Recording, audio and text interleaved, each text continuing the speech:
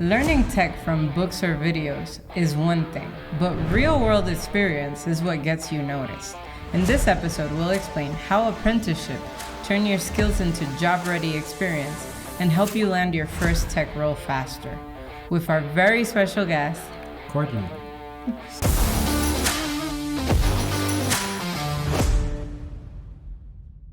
So we have to introduce Courtney. Thank you for making it to our studio.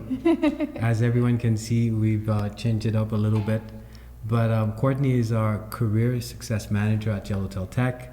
I think this conversation, she has a lot to say about it because when people finish the training part, they transition into apprenticeship.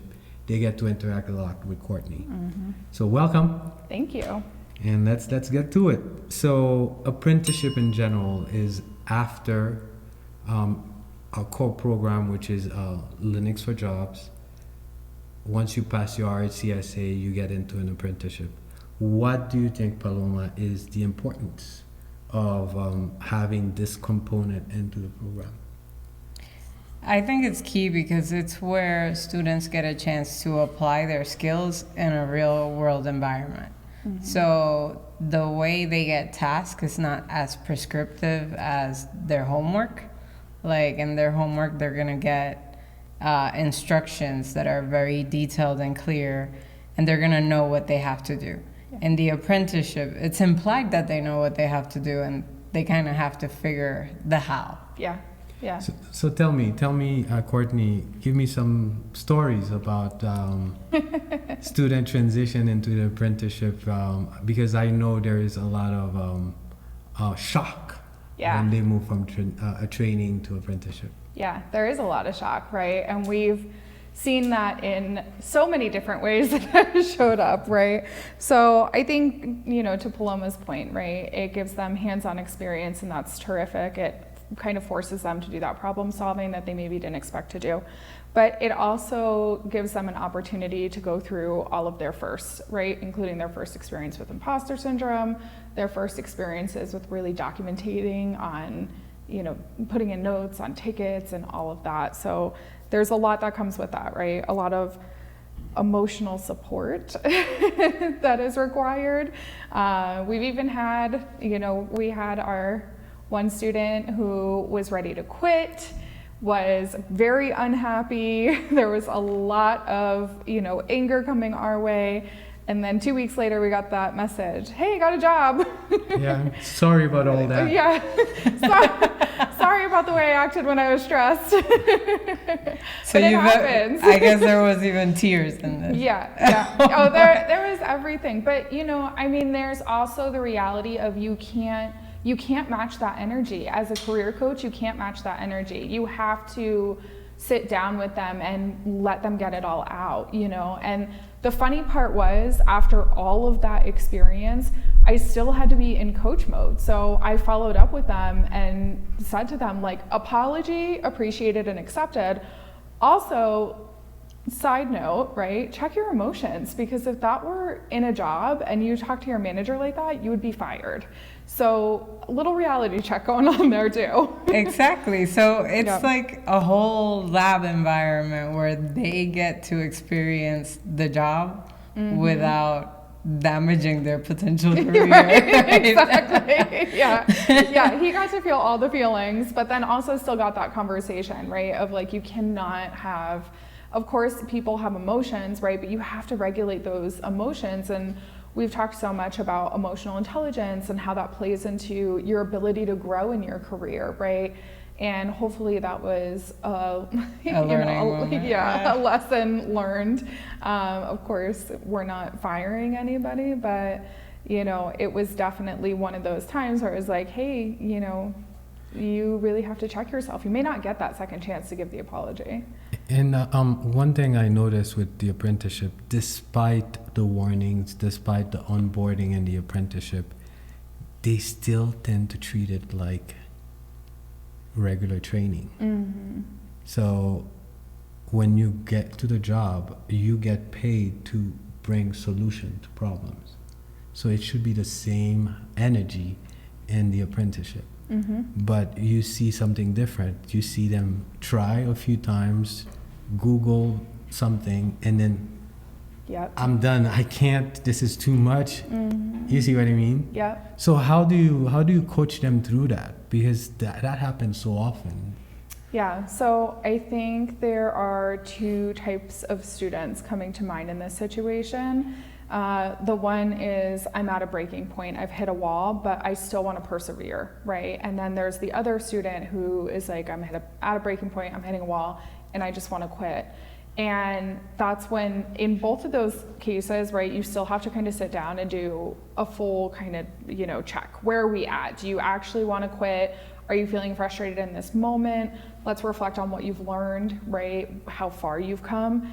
Is this something that you're really ready to give up on? Because as we know, with Linux, if you don't spend the time, you lose it. So if they say, no, I actually want to quit, but then a month later, they're like, just kidding, I think I actually want to come back. You're starting from the beginning, right? So I always empower them to make an informed decision. At the end of the day, it's up to them whether they want to continue or not. But ultimately, it starts with reflecting on how far they've come and them making an informed decision of what that looks like. It's up to them to really make the choice. Yeah, because they get that.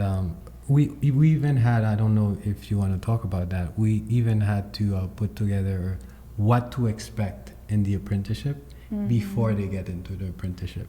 Yeah. Because they spend 6 months being taught exactly what to do. Being taught the module, okay, with you do this. Rail guards. Structure. Keeping them safe all the time. Safe and snug. Yes. And the apprenticeship is exactly the opposite. Yep. It's intended for you to actually go out of your way and get the solution for the problem. Yeah. And it's meant to also reduce that anxiety. Like I remember when I was starting, when I got my first job, I used to ask every admin I know, like, what does the ticket look like? How are they gonna ask me to do something? Just knowing, like, are they gonna tell me add Joe to system 1 or like another wording was something that kept me up at night. So in my opinion, having an apprenticeship and like seeing how these things work ahead of your first employment is a relief. Yeah. To be clear, I don't think they don't appreciate it. I think it's just a symptom of freaking out. Yeah, it's a shock. It's a shock. It is a shock. And I think we've had even, I'm gonna actually say most students don't have that moment of appreciation until like last 10 tickets. Sometimes it's not even until like the actual last ticket, but the funny thing is that I watch them closely, especially as they get towards the end of their training stage, and I keep an eye on the Slack channel. I look at when they pass their certifications. I always look at who gets tagged in those posts because I know whoever is getting tagged in those posts as the helper is the one that is the most susceptible to imposter syndrome in apprenticeship. Really? Wow. Yeah. So I watch them because those are the ones that actually struggle. I think almost exclusively the people that do the best in training struggle the most in apprenticeship. Wow. Well, you are closer to the data, but that's surprising. I never thought about it like that, but I've seen it in practice, and it's broken my heart as a teacher, by the way. Yeah. Like, I've had many great students that when the rubber hits the road and it's time to go to interviews or go through apprenticeship, it's like they shy down and all that power that you saw for 6 months vanishes because of fear. Yeah. I think it's also the shock, right? Like what we just talked about. They're so used to excelling in the training phase because maybe it could just be something as simple as their learning style works better with like that pen to paper kind of traditional, teaching or classroom work. And then they get to apprenticeship and they're like, oh, wait a minute. This isn't how I expected to execute. And so they've been on this high of doing, all this work, group study sessions, they're hosting, they're leading, like they are top dog, they get to apprenticeship and they're like, wait a minute, I can't get past ticket 2, you know? And it's like the shock of that. They Yeah. don't know how to manage. And it's also a way to start understanding the workplace dynamics. You know, how the work is going to come to you, how fast you expect it to turn around the work, how do you interact and ask for help. Because we even had to create SOPs about how they ask for work. Because in training, they usually just say, hey, I don't understand this. Yeah. But at work, they won't take that from you because it's your job to know. And even if they have mentors, they're gonna have to come to the mentors in a certain way to get help and support. Because in a real environment, you have to say, okay, I've tried this, I've researched that, I've done troubleshooting on this. These And are the errors I see. These are the errors I see. These are the problems I find. This is how far I've gotten. Now, can you look at my code? Can you look at my issue? Yeah. You see? Yep. So they came to an environment where they usually say, hey, teacher, explain me again. You see what I mean? So it's a way to actually get them used to what a real workplace expects from you. Right, and we promise professional development. This is part of professional development. Even if you hate it, it's Yeah. still part of professional development. It's like they know they want it, they know that it's necessary, but they still, Yeah. resist it a I little love bit. it. So that's what I see, but it's actually, to me, one of the most important part of the whole process. Yeah. Because training without really knowing how you're going to apply this in an environment, even with an apprenticeship, because every environment is different, it leaves a lot of question, but it gives you a starting point. Yeah. Yeah, another thing. Most of our alumni, when I talk to them after they found the job, they're like, oh my God, that apprenticeship changed my life. I don't know what I would have done. After Like, the fact. 100%, yeah. they're completely believers. Yeah. Even if they were fighting the whole way. It's like being parents, you Yeah. know, parents to, as you are the parent, as you are giving them Broccoli. Right, feeding them yeah. broccoli, making sure they They're get like, but why? yes, and they I hate you. Yeah. And then the first person they think about for whatever they've accomplished is you. Yeah. So I think it's the same situation, and it's also a good place to. We talked about that, Courtney, in other episode. It's a good place to start building your portfolio Yeah, absolutely. because Yeah. the employer wants to know what have you done, what have you been exposed to, how have you processed through issues and tickets in general. Yeah, they also like to see those tangible projects that you may have some code somewhere and that you can also explain. Yeah. I usually tell the apprentices, like, you can do all the tickets you want. You can even go out of Yellowtail and do more. But if you can't speak to what it was that you did, what it was that you built in Right. those tickets, it serves nothing. Yeah, yeah. Actually, while we have you, where do you recommend students build their portfolio? Like, which platform do you think is best for them, knowing the apprenticeship? GitHub.